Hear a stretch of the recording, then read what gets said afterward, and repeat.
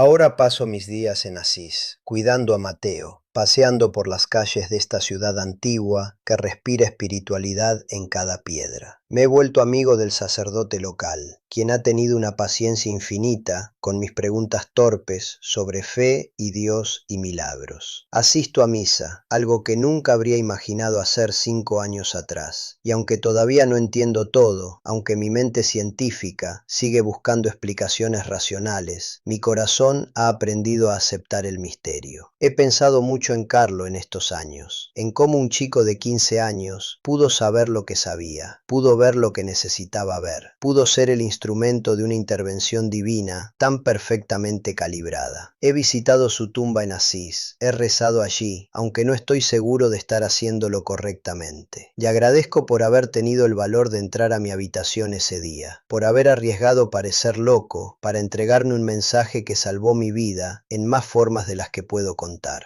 También he pensado en todas las veces que estuve tan cerca de la verdad y la evité porque no encajaba en mi paradigma. ¿Cuántas veces pasé frente a ese refugio para personas sin hogar en mis caminatas por Turín sin nunca detenerme a mirar? ¿Cuántas veces declaré a pacientes como casos perdidos sin considerar que tal vez había posibilidades más allá de mi comprensión? ¿Cuántas veces rechacé historias de curaciones inexplicables, de coincidencias demasiado perfectas, de momentos de gracia, simplemente porque admitirlas hubiera requerido reconsiderar mi visión del universo? Mateo y yo tenemos nuestros rituales ahora. Por las mañanas desayunamos juntos en el jardín cuando el clima lo permite, y yo le leo el periódico aunque no estoy seguro de cuánto comprende. Por las tardes caminamos lentamente, muy lentamente, apoyados el uno en el otro. Dos ancianos que aprendieron demasiado tarde que el tiempo es el regalo más precioso y que ningún momento debe ser desperdiciado. Por las noches, antes de dormir, tomo su mano y aprieto 3 veces rápido y una vez lento, y él responde con el mismo patrón, nuestro código de hermanos que sobrevivió a 60 años de separación. No sé cuánto tiempo más tendremos juntos. Ambos somos viejos, ambos somos frágiles, ambos hemos vivido mucho más de lo que los médicos predecían, pero ya no le tengo miedo a la muerte como antes, porque ahora sé que hay algo más allá de lo que podemos medir, más allá de lo que nuestros instrumentos pueden detectar, más allá de lo que nuestra lógica puede comprender.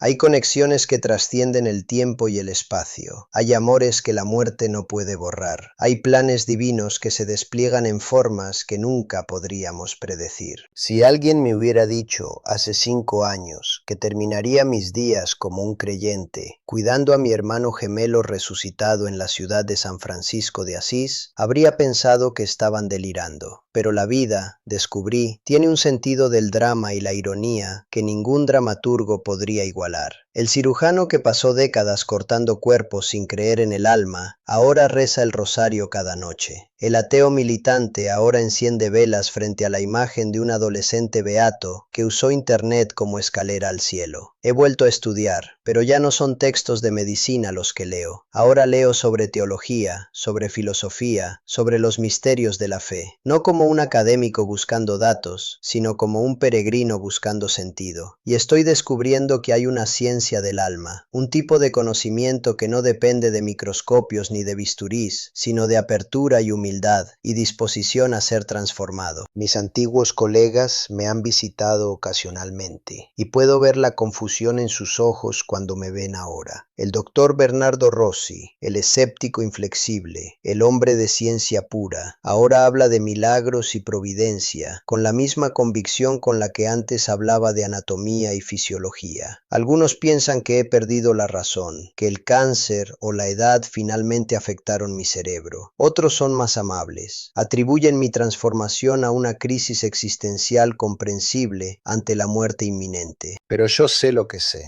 Sé que un chico de 15 años entró a mi habitación portando información que no tenía forma de poseer.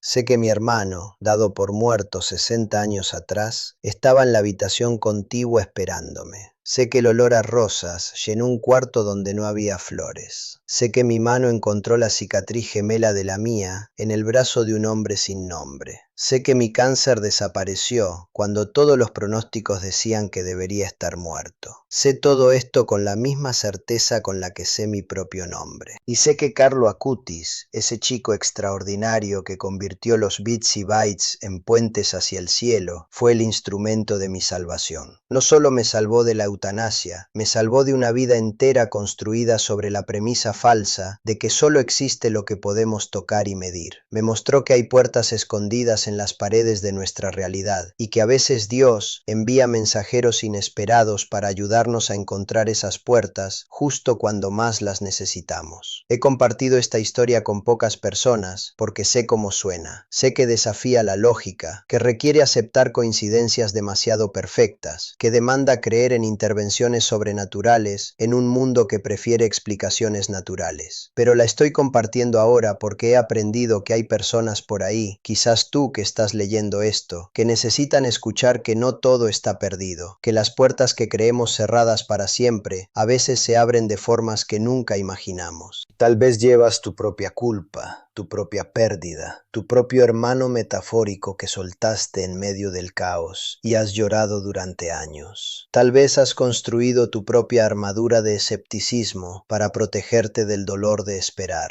Tal vez has programado tu propia forma de eutanasia, literal o metafórica, porque el peso de seguir viviendo se ha vuelto insoportable. Te digo desde el otro lado de mi propia desesperación, no lo hagas. No cierres la puerta antes de verificar si hay luz filtrándose por debajo. No asumas que conoces toda la historia, cuando tal vez solo has leído el primer capítulo. No subestimes la posibilidad de que en la habitación de al lado, literal o figurativa, esté esperando exactamente lo que necesitas para seguir viviendo. Carlo me enseñó que Dios no opera según nuestros cronogramas o nuestras expectativas. 60 años me parecían una eternidad de separación de Mateo, pero para Dios fueron simplemente el tiempo necesario para que ambos llegáramos al lugar correcto en el momento correcto. El bombardeo en Roma en 1965 y mi hospitalización en Milán en 2019 estaban conectados por un hilo invisible que yo no podía ver, pero que siempre estuvo ahí. Ahora entiendo que nada se desperdicia, ni siquiera el dolor. Todos esos años de culpa, toda esa carrera dedicada a derrotar a la muerte, todo ese vacío existencial, fueron parte de un plan más grande que solo pude ver cuando finalmente me rendí a la posibilidad de que no tenía todas las respuestas. Mi trabajo como cirujano me dio las habilidades para cuidar a Mateo ahora. Mi escepticismo me hace un testigo más creíble de lo extraordinario que experimenté. Incluso mi agendamiento de la eutanasia fue necesario, porque sin ese deadline absoluto, sin esa cuenta regresiva hacia la nada, tal vez nunca hubiera tenido el valor de abrir la puerta del 402. Antes de despedirme, tengo mucha curiosidad. ¿Desde dónde me estás viendo? Déjame tu ciudad o país en los comentarios. Me encanta ver hasta dónde llegan estas historias. Y si este relato te tocó el corazón, por favor, suscríbete al canal. Tu apoyo significa todo para mí y me ayuda a seguir compartiendo estas experiencias con ustedes. Porque si mi historia puede darle esperanza aunque sea a una persona, si puede hacer que alguien decida verificar su propia habitación 402 antes de rendirse, entonces todo, absolutamente todo lo que viví habrá valido la pena. Los últimos días antes del procedimiento, decidí pasarlos en un hospital en Milán, cerca de la clínica. El dolor había empezado a intensificarse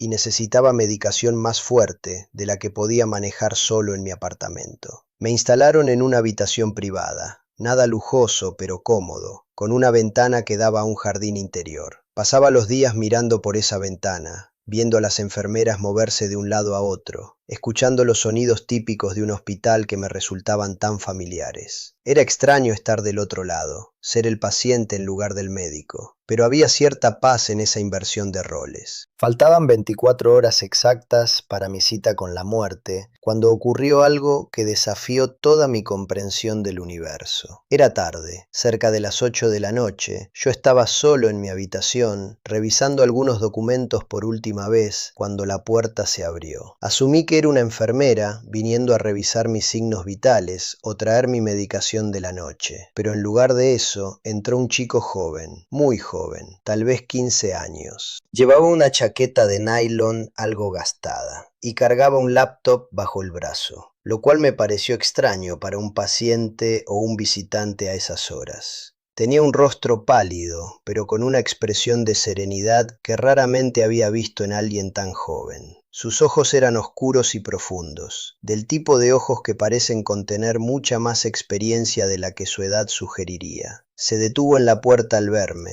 Pareció darse cuenta de que estaba en el lugar equivocado, pero en lugar de simplemente disculparse y salir, entró completamente a la habitación y cerró la puerta detrás de él. Me dijo que se llamaba Carlo y que lamentaba la intrusión, que buscaba otra habitación, pero que tal vez este error no era realmente un error. Había algo en la forma en que hablaba, una certeza tranquila que me desconcertó. Yo estaba acostumbrado a que la gente joven fuera insegura, dubitativa, pero este chico hablaba con una convicción que parecía fuera de lugar en alguien de su edad. Se sentó en la silla junto a mi cama sin pedir permiso, dejó su laptop sobre sus piernas y empezó a hablar sobre Internet. Me explicó que veía Internet no solo como una herramienta tecnológica, sino como una forma de conectar almas, de llevar luz a lugares oscuros, de tender puentes entre el cielo y la tierra. Usaba palabras como gracia, eucaristía, eternidad, mezcladas con términos como megabytes, conexiones, redes. Yo lo escuchaba con una mezcla de curiosidad e irritación. Aquí estaba yo, a horas de terminar con mi existencia, y este adolescente entraba a hablarme de misticismo digital, como si eso tuviera alguna relevancia para mí. Le dije con toda la amargura que sentía, que sus palabras eran bonitas pero vacías, que no había cielo ni tierra más allá de lo que podíamos medir y pesar, que mañana yo sería cenizas y después de eso no habría nada, ninguna conexión, ninguna luz, solo la oscuridad eterna del no ser. Esperaba que eso lo callara, que lo hiciera levantarse y salir murmurando una disculpa, pero en lugar de eso me miró con una compasión tan intensa que me hizo sentir incómodo. Me habló entonces sobre el olvido y la memoria, sobre cómo a veces cargamos pérdidas que creemos definitivas, cuando en realidad Dios tiene otros planes. Su voz cambió, se volvió más urgente, más íntima, y me preguntó directamente sobre Roma. Esa simple palabra, Roma, me golpeó como un puño en el estómago. Este chico no podía saber nada de Roma, nada de lo que pasó allí hace 60 años. Yo nunca hablaba de eso con nadie. Esa parte de mi historia estaba enterrada tan profundo que había días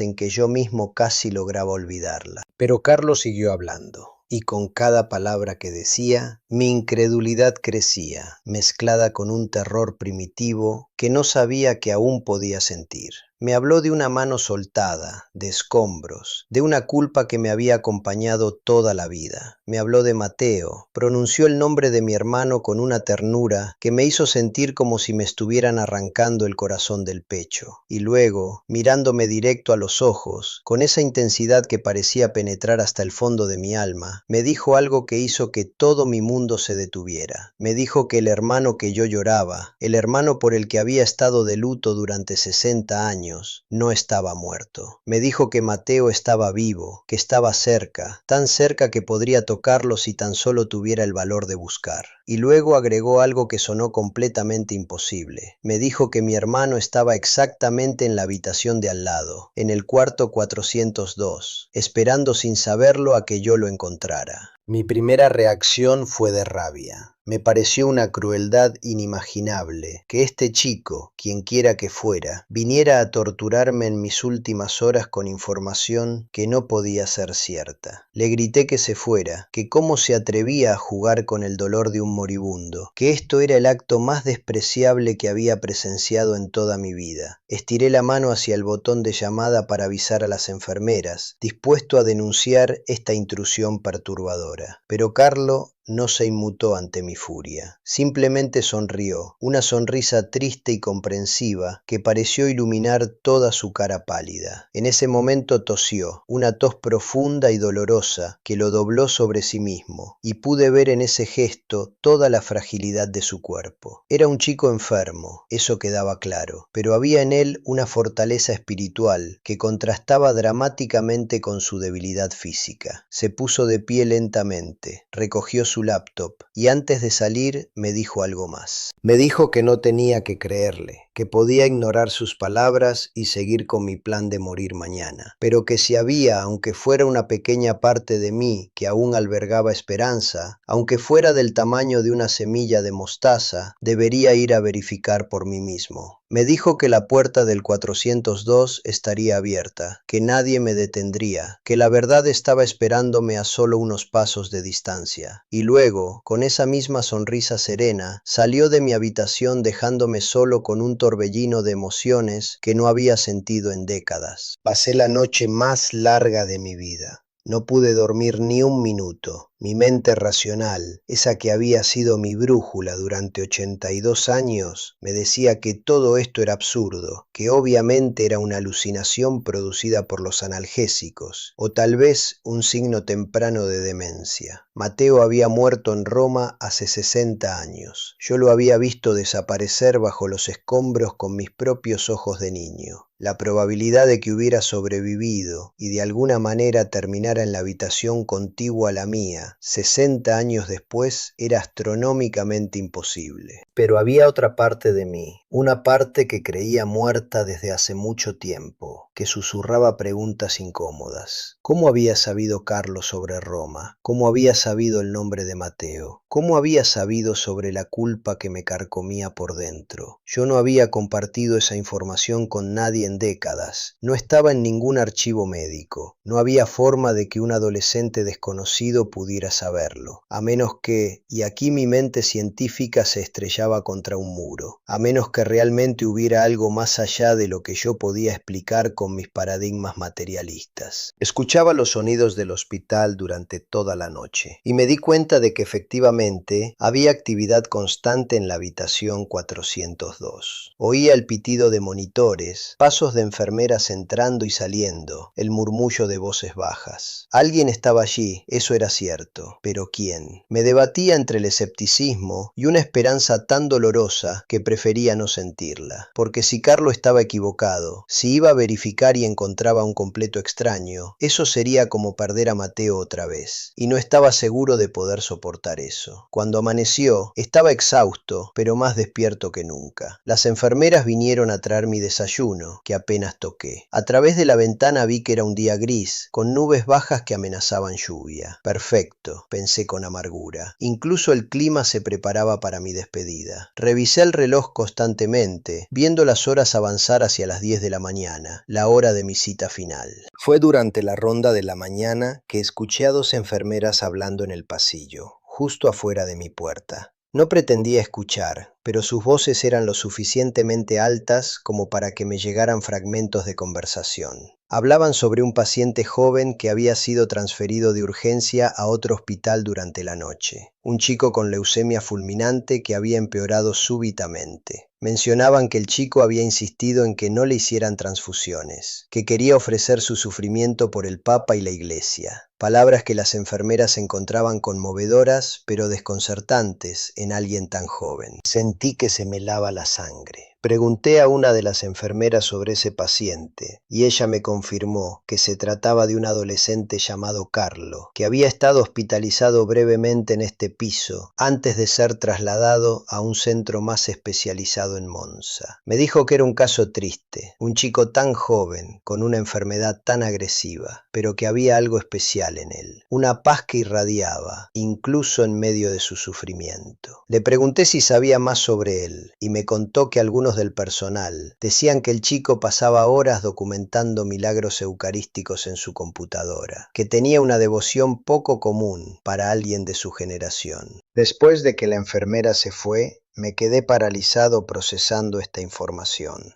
Carlo era real, no una alucinación. Era un chico real, terriblemente enfermo, que había entrado por error a mi habitación y me había dicho cosas imposibles de saber. Y ahora se había ido, transferido a otro hospital, tal vez muriendo mientras yo estaba aquí debatiendo si creer o no en sus palabras. Miré el reloj. Faltaban 2 horas para mi eutanasia, 2 horas para decidir si quería aferrarme a mi certeza de que todo era materia y azar, o si estaba dispuesto a considerar que tal vez, solo tal vez, había algo más. 2 horas para decidir si el último acto de mi vida sería rendirme al vacío o arriesgarme a la posibilidad de que existiera algo llamado gracia. Me levanté de la cama con dificultad. Cada movimiento me costaba por el dolor y la debilidad, pero había una determinación creciendo en mí que no había sentido en años. Arrastré mi soporte de suero por el pasillo, ignorando las miradas confundidas de las enfermeras que pasaban. Una de ellas trató de detenerme, preguntándome a dónde iba, recordándome que debía descansar antes de mi procedimiento. Le dije que solo necesitaba caminar un poco, que volvería pronto, una mentira que me salió más fácil de lo que esperaba. El pasillo parecía interminable, aunque en realidad eran solo unos metros. Cada paso requería un esfuerzo consciente. Mi cuerpo protestaba, el dolor en mi abdomen se intensificaba, pero seguía adelante. La puerta del 402 estaba entreabierta, tal como Carlo había dicho que estaría. Me detuve frente a ella, mi mano temblando sobre el pomo. Esta era mi última oportunidad de retroceder, de volver a mi habitación, de mantener intacta mi visión del mundo. Una vez que cruzara esa puerta, algo cambiaría irreversiblemente. Lo sabía con una certeza visceral. Empujé la puerta y entré. La habitación era similar a la mía.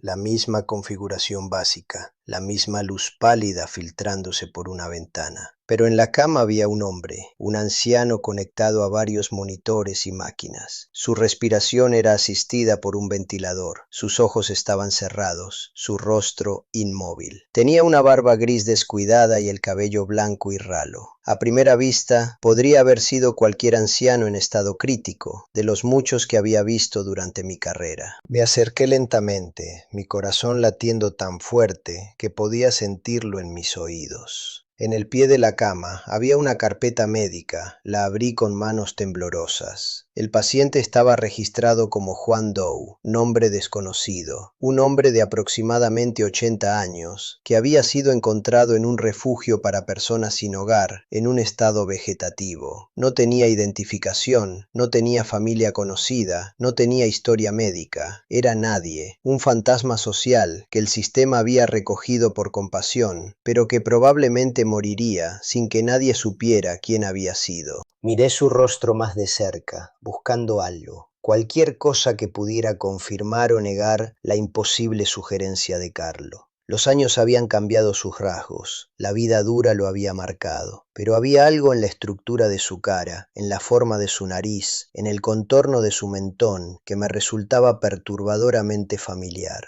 Era como mirar un espejo deformado por el tiempo, ver una versión alternativa de mí mismo que había tomado un camino completamente diferente. Me acerqué más, tan cerca que podía oír su respiración artificial, y fue entonces cuando lo vi. En su antebrazo izquierdo, parcialmente cubierto por las sábanas, había una cicatriz. Era vieja, descolorida por décadas de tiempo, pero inconfundible en su forma. Una V irregular, del tipo de marca que deja un corte profundo mal curado. Mi propia mano voló instintivamente a mi antebrazo derecho, donde sabía que tenía la cicatriz gemela. Mateo y yo nos habíamos hecho esas marcas cuando teníamos 6 años, en un juego infantil estúpido que involucraba un pedazo de vidrio roto y un pacto de sangre de hermanos que juraban nunca separarse. Nuestros padres nos habían regañado terriblemente. La herida de Mateo se había infectado y había requerido puntos, pero las cicatrices habían quedado, marcas permanentes de nuestra conexión. Yo había llevado la mía durante 76 años, un recordatorio constante del hermano que había perdido, y ahora estaba mirando su gemelo idéntico en el brazo de un hombre que supuestamente no existía. Mis piernas cedieron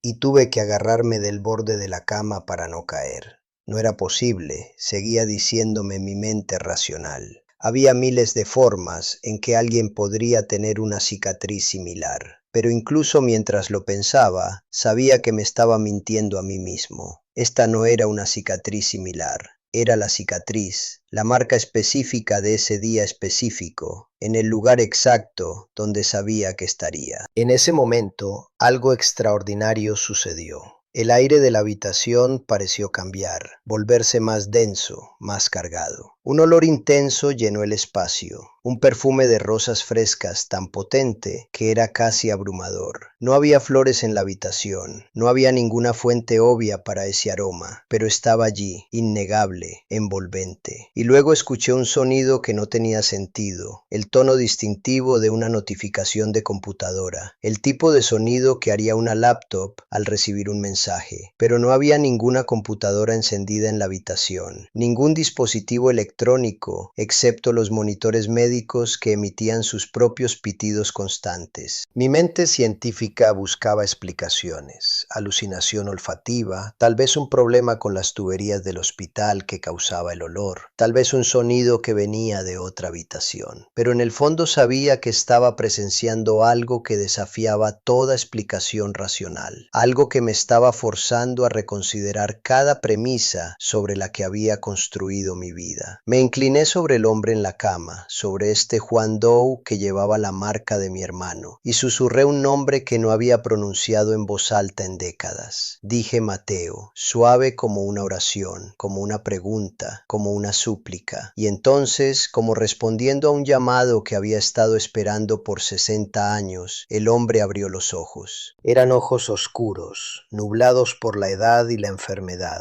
pero en ellos vi un destello de reconocimiento que me atravesó como un rayo. No podía hablar, el tubo en su garganta se lo impedía, pero su mano derecha, la que no estaba conectada a ningún monitor, se movió débilmente buscando algo. Extendí mi propia mano sin pensarlo, actuando por un instinto más profundo que la razón, y cuando nuestros dedos se tocaron, sentí una corriente de reconocimiento mutuo tan poderosa que las lágrimas empezaron a correr por mi rostro sin que pudiera detenerlas. Él apretó mi mano con una fuerza que no parecía posible en alguien en su condición, y en ese apretón reconocí exactamente la misma presión, el mismo patrón que Mateo usaba cuando éramos niños. Era un código entre nosotros, 3 apretones rápidos seguidos de uno largo, nuestro secreto de hermanos. Y ahora, 60 años después, en una habitación de hospital en Milán, ese código atravesaba el tiempo y el espacio y todas las barreras imposibles que nos habían separado. No sé cuánto tiempo permanecí allí, agarrando la mano de mi hermano, llorando como no había llorado desde que era un niño. Todo el dolor de 60 años salía de mí en oleadas, toda la culpa, toda la soledad, todo el vacío que había tratado de llenar con ciencia y escepticismo. Las enfermeras eventualmente me encontraron allí y trataron de llevarme de vuelta a mi habitación, recordándome mi cita, pero me negué rotundamente. Les dije que había cambiado de opinión, que cancelaran el procedimiento, que no iba a morir ese día, ni ningún día cercano, si podía evitarlo. Deben haber pensado que me había vuelto loco. Un anciano moribundo, aferrado a un paciente desconocido en estado vegetativo, farfullando sobre hermanos y milagros y segundas oportunidades. Llamaron al médico de turno, quien vino a evaluarme, preocupado de que estuviera teniendo algún tipo de crisis mental.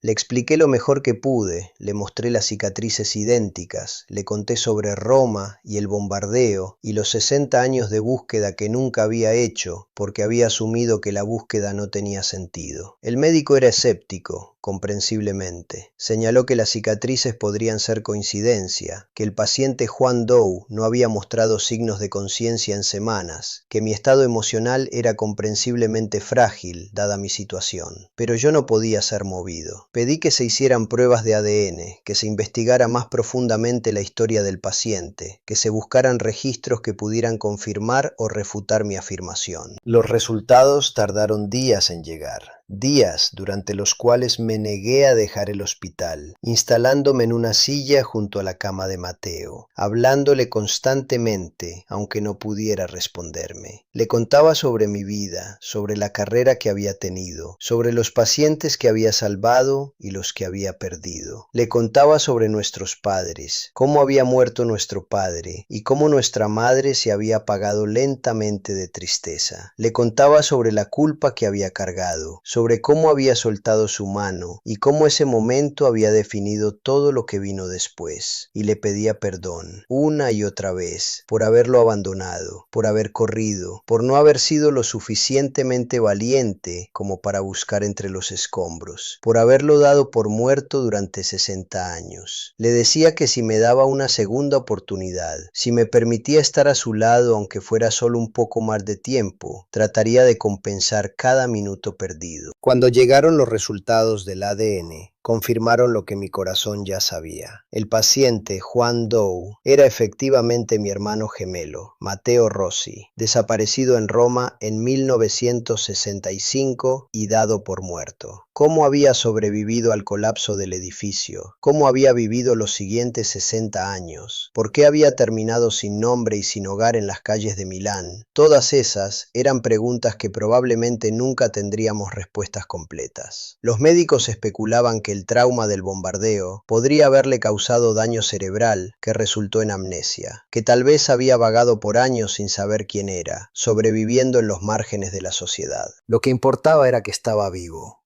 que contra todas las probabilidades astronómicas nos habíamos reencontrado, y que un adolescente enfermo llamado Carlo había servido como el mensajero imposible que hizo posible este reencuentro. Pregunté por Carlo, desesperado por encontrarlo, por agradecerle, por entender cómo había sabido lo que sabía, pero me informaron que había fallecido en el hospital de Monza pocos días después de su transferencia, que su leucemia había progresado rápidamente y que había muerto con la misma paz serena con la que había vivido. Su muerte me destrozó de una forma que no esperaba. No lo había conocido más que por esa breve conversación, pero sentía que había perdido a alguien profundamente importante, alguien que me había dado el regalo más grande imaginable. Las enfermeras que habían estado con él en sus últimas horas me contaron que hasta el final había estado trabajando en su computadora, documentando historias de fe y milagros, conectando personas con la esperanza incluso mientras su propio cuerpo se apagaba. Comencé a investigar más sobre Carlo Acutis y lo que descubrí me dejó sin palabras. Era un chico que había usado la tecnología como un instrumento de evangelización, que había creado un sitio web catalogando milagros eucarísticos de todo el mundo, que había vivido una vida de santidad ordinaria en medio de la modernidad. Había muerto en 2006 y su causa de beatificación estaba en proceso. El chico que había entrado a mi habitación ese día había sido exactamente quien dijo que era, un mensajero portando una verdad imposible que cambió completamente el curso de mi existencia. Pasé los siguientes meses peleando con el sistema de salud y con los servicios sociales para obtener la custodia legal de Matteo. No fue fácil, había mucha burocracia, muchas preguntas sobre por qué un hombre de 82 años con cáncer terminal quería hacerse cargo de otro anciano en estado vegetativo. Pero yo era persistente y eventualmente, con la ayuda de algunos de mis antiguos colegas que atestiguaron mi competencia y dedicación, logré traer a Matteo a casa. No a mi apartamento en Turín, sino a una casa pequeña que compré en Asís, la ciudad donde Carlo había vivido parte de su vida. Sentía que tenía que estar allí, en ese lugar que había sido importante para el chico que había hecho posible nuestro reencuentro. Contraté enfermeras que ayudaran con el cuidado de Matteo, pero yo personalmente asumí la responsabilidad de estar con él cada día, de hablarle, de cuidarlo, de hacer todo lo que podía para que estuviera cómodo. Y aquí viene la parte que aún me cuesta creer, incluso habiéndola vivido. Lentamente, muy lentamente, Matteo empezó a mejorar. Los médicos no podían explicarlo. Hablaban de recuperación neurológica espontánea, de resiliencia inexplicable, pero yo sabía que estaba presenciando algo más. Poco a poco fue ganando momentos de lucidez. Comenzó a responder a estímulos, a mostrar signos de conciencia que antes no estaban. Un año después de nuestro reencuentro, dijo su primera palabra. Fue mi nombre, Bernardo, pronunciado con dificultad pero inconfundible.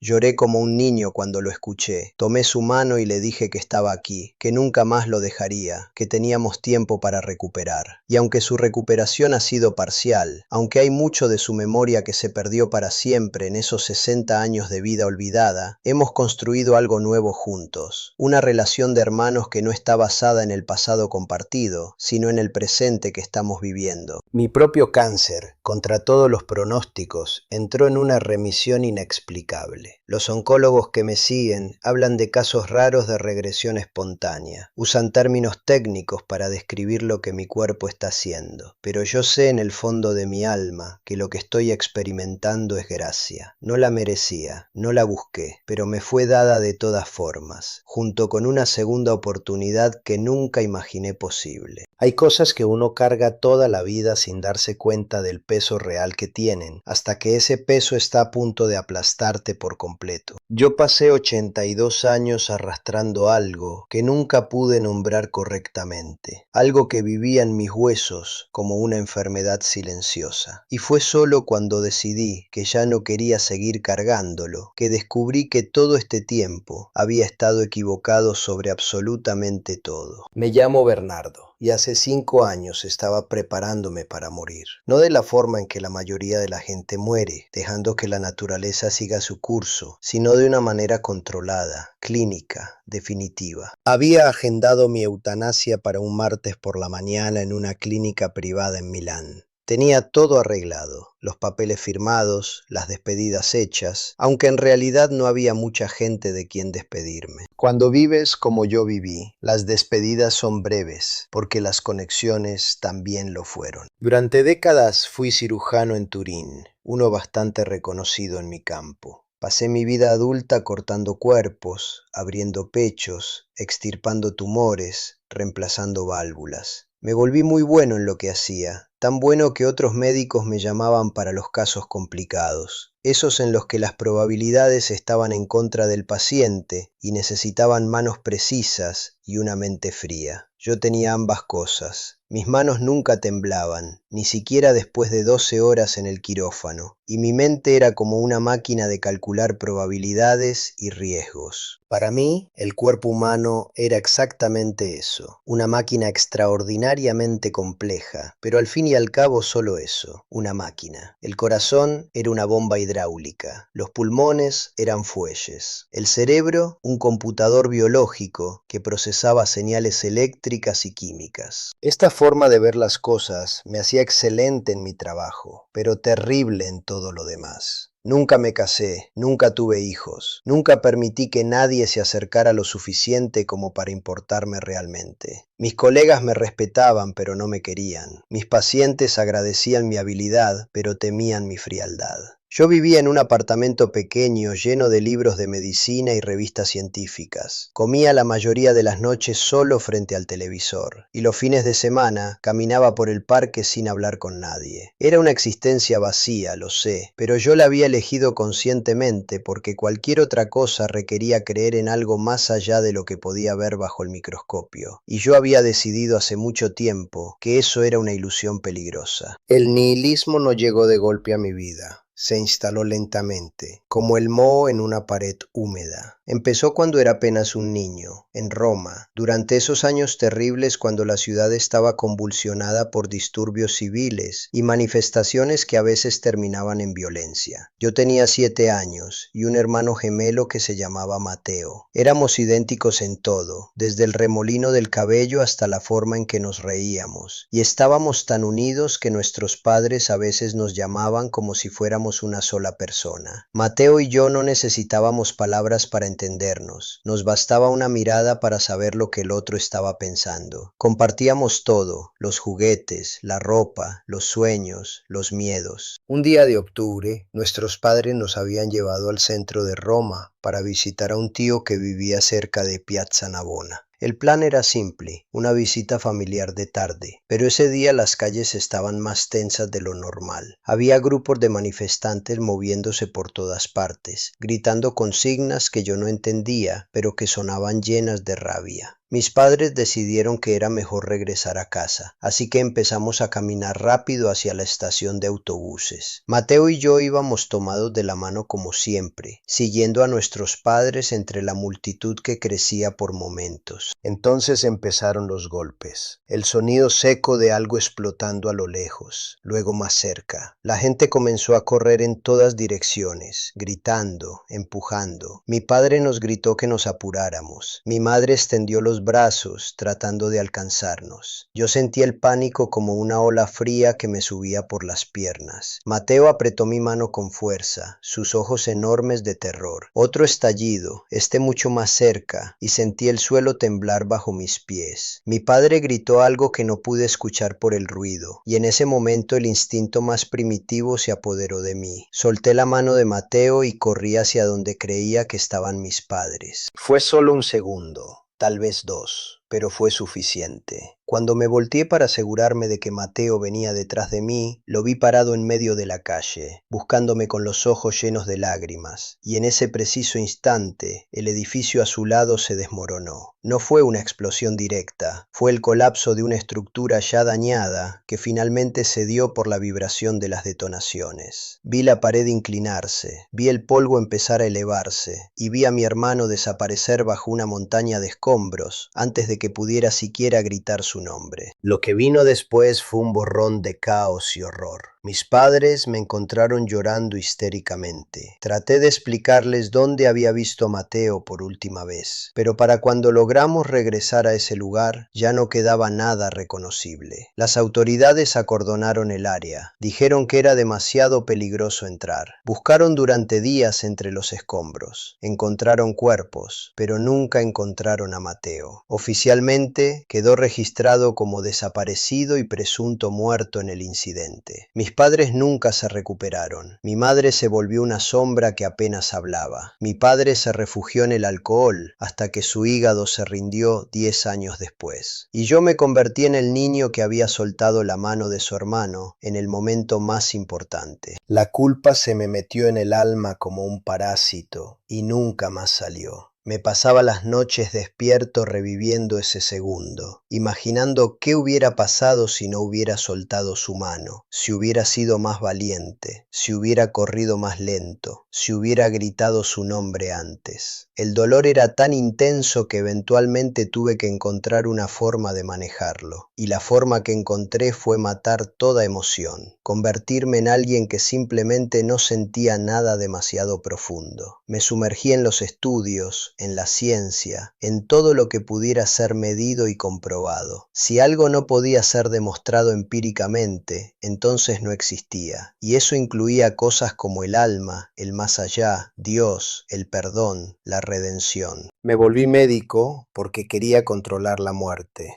dominarla, vencerla cada vez que pudiera. Cada cirugía exitosa era mi forma de gritar al universo que yo tenía el poder, que yo podía decidir quién vivía y quién moría. Pero por supuesto, eso era una ilusión. La muerte siempre ganaba al final, y yo lo sabía mejor que nadie. Vi morir a cientos de pacientes a lo largo de mi carrera, algunos en mi mesa de operaciones a pesar de mis mejores esfuerzos, otros en las salas de recuperación cuando alguna complicación imprevista los alcanzaba. Cada muerte confirmaba mi visión del mundo. No había nada especial en el momento final, solo cesaba la actividad eléctrica del cerebro, el corazón dejaba de bombear, las células comenzaban su proceso de descomposición. Era química y física, nada más. Trabajé hasta los 78 años, mucho más de lo que la mayoría de los cirujanos trabajan, porque honestamente no tenía nada más que hacer con mi vida. Cuando finalmente me jubilé, no fue porque quisiera, sino porque mis manos empezaron a temblar ligeramente y mi vista ya no era tan aguda. No podía arriesgarme a cometer un error que le costara la vida a alguien. Así que me retiré a mi apartamento en Turín y pensé que pasaría mis últimos años leyendo, caminando, esperando que mi propio cuerpo se apagara eventualmente. El diagnóstico llegó apenas 6 meses después de mi jubilación. Un cáncer de páncreas en etapa avanzada, de esos que no perdonan. Irónico, pensé, cuando el oncólogo me mostró las imágenes. Yo que había cortado tantos tumores, ahora tenía uno creciendo en mis propias entrañas. Me dieron un pronóstico de 6 meses a 1 año con tratamiento, tal vez 3 meses sin él. Rechacé el tratamiento inmediatamente. No tenía sentido prolongar lo inevitable, especialmente cuando eso significaba pasar mis últimos meses en hospitales vomitando por la quimioterapia. Había visto visto demasiados pacientes morir lentamente, con dolor, con dignidad arrebatada. Yo no quería eso para mí. Italia había aprobado recientemente leyes que permitían la eutanasia bajo ciertas circunstancias estrictas, y mi caso calificaba perfectamente. Tenía una enfermedad terminal, incurable, con un pronóstico claro de deterioro y muerte. Tenía plena capacidad mental para tomar la decisión. No había familia que pudiera oponerse, no había vínculos religiosos que me detuvieran. Hice la solicitud, pasé por las evaluaciones psicológicas requeridas, firmé todos los documentos. El proceso tomó varias semanas, pero finalmente me dieron la fecha. Un martes, a las 10 de la mañana, en una clínica especializada en Milán. Sería rápido, me explicaron. Una inyección que me dormiría y luego otra que detendría mi corazón. No sentiría nada. Sería como quedarme dormido y simplemente no despertar. Eso era exactamente lo que yo quería.